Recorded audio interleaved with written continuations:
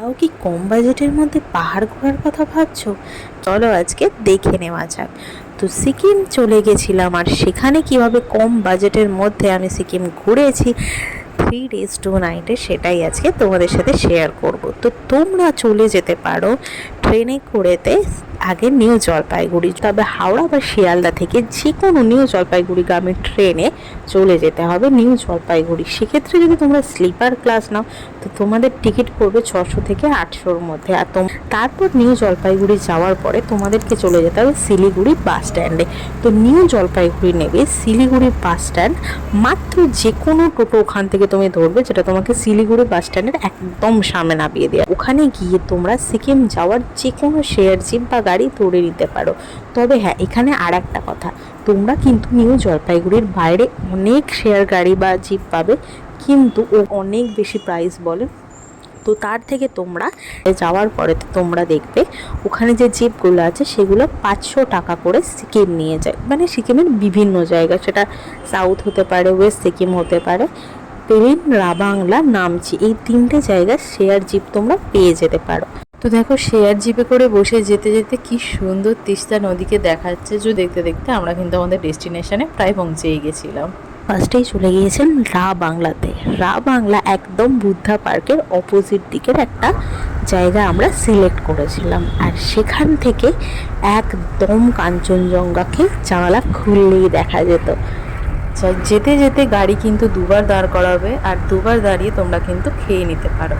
তারপর গাড়ি যখন বাংলা পৌঁছালো তখন প্রায় দুপুরের দিকে, মানে আমরা গাড়ি ধরেছিলাম 9টার পরেতে, আর সেটা পৌঁছেছে দুপুরবেলা 1টার পরেতে। তারপর ওখানে ফ্রেশ হয়ে লাঞ্চ টাঞ্চ করে আমরা চলে গেছিলাম।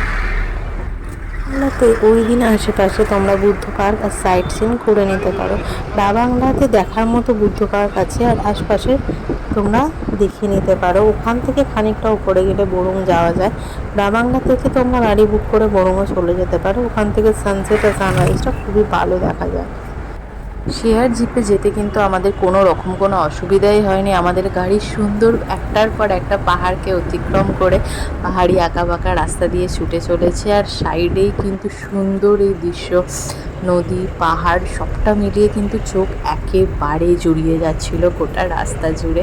আমি শুধু মুগ্ধ হয়ে পাহাড় আর নদী কিন্তু দেখে গেছি। তারপর কিন্তু আমাদের গাড়ি যখন বাংলার একদম কাছাকাছি আসলো তখন কিন্তু ওয়েদারটা অনেকটা পরিবর্তন লাগলো। এখানে আসতে কিন্তু ঠান্ডাটা আমরা সত্যিই ভালোভাবে ফিল করতে পারলাম। ঠান্ডা যথেষ্ট এখানে বেশি, তো তোমরা যারা ডিসেম্বরে যাবে পর্যাপ্ত পরিমাণে জামা কাপড় নিয়ে যেও, শীতের পোশাক। আর সন্ধেবেলা দেখো পুরো মেঘে ঢেকে গিয়েছিল গোটা আকাশটা, তার মধ্যে হলুদ আলোর মধ্যে বুদ্ধ মূর্তি, আর সাথে কাঞ্চনজঙ্ঘা পাহাড়টা এক্স্যাক্টলি আমি তোমাদের বোঝাতে পারছি না, নিজের চোখে দেখতে অপূর্ব সুন্দর লাগছিল। নেক্সট দিন মর্নিংয়ে উঠে কিন্তু একদম ক্লিয়ার ওয়েদার পেয়েছিলাম, আর সন্ধেবেলায় মেঘ কুয়াশা ঠান্ডা মিলিয়ে একটা সুন্দর পরিবেশ তৈরি হয়েছিল। মেঘের ছিল গোটা শহরটা কিন্তু আলোয় ঢেকে গেছিলো। তারপরে আমরা নেক্সট দিন কোন কোন লোকেশনে গিয়েছিলাম সেটা শেয়ার করছি নেক্সট ভিডিওতে। ততক্ষণের জন্য টেক কেয়ার অ্যান্ড বাই।